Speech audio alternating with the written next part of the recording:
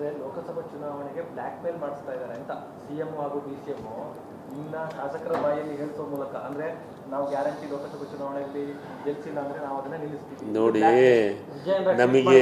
ನಮಗೆ ಬ್ಲ್ಯಾಕ್ ಮೇಲ್ ಮಾಡೋದು ಈ ಬಿ ಜೆ ಪಿಯವರಿಗೆ ಚೆನ್ನಾಗಿ ಗೊತ್ತು. ನಮಗೆ ಕಾಂಗ್ರೆಸ್ನವರಿಗೆ ಬ್ಲ್ಯಾಕ್ ಮೇಲ್ ಮಾಡೋದು ಗೊತ್ತಿಲ್ಲ.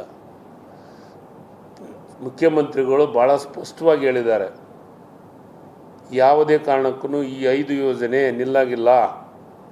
ನಿಲ್ಲುವಂಥ ಪ್ರಶ್ನೆನೇ ಇಲ್ಲ.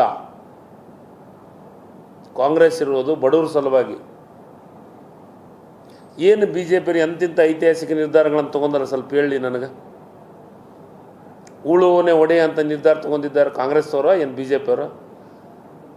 ಈ ದೇಶದ ಜನರು ಯಾರ್ಯಾರು ಉಳ್ತಿದ್ರು ಅವರೆಲ್ಲ ಒಡೆಯರಾದರು. ರಾಮನ ದೇವಸ್ಥಾನ ಕಟ್ಟಿಸಿ ಪ್ರಚಾರ ತೊಗೊಳೋದಲ್ಲ, ಅಂತ ಭಾಳಷ್ಟು ದೇವಸ್ಥಾನಗಳನ್ನು ಕಟ್ಟಿಸಿದ್ದೀವಿ. ರಾಮನು ನಮ್ಮವನೇ, ನಾವು ರಾಮನನ್ನು ಗೌರವಿಸ್ತೀವಿ, ಆಂಜನೇಯನ್ನು ಪ್ರೀತಿಸ್ತೀವಿ, ಆಂಜನೇಯನ್ನು ಗೌರವಿಸ್ತೀವಿ. ನಾವು ಭಕ್ತರೇ, ಆಂಜನೇಯನ ಭಕ್ತರು ಹೌದು, ರಾಮನ ಭಕ್ತರು ಹೌದು. ನಾನು ಸತತವಾಗಿ ಆಂಜನೇಯನ ಮಾಲೆ ಹಾಕ್ಕೊತೀನಿ. ಆ ದೇವ್ರ ಹತ್ರ ರಾಜಕಾರಣ ಮಾಡೋದಕ್ಕಿಂತ ಬಡವರ ಬಗ್ಗೆ ಚಿಂತನೆ ಮಾಡುವಂಥ ಕೆಲಸ ಕಾರ್ಯಗಳು ಆಗಲಿ, ಅಂಥವಕ್ಕೆ ಪಾದಯಾತ್ರೆ ಮಾಡಲಿ.